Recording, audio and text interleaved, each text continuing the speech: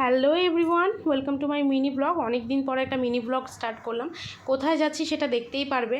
দেখো, কথা বলতে বলতে ট্রেনে উঠে গেছি আর আমি আর বৌদি যাচ্ছি হচ্ছে নৈহাটিতে বড় মার মন্দিরে পুজো দিতে। দেখো, কথা বলতে বলতে ডালাও নেওয়া হয়ে গেছে। চলো পুজোটা তাড়াতাড়ি করে সেরে ফেলবে। আধারে ঘোর তুই যে মা আলো তোর প্রলয়ঙ্করী রূপে কেঁপে ওঠে শত্রুর তরবারি।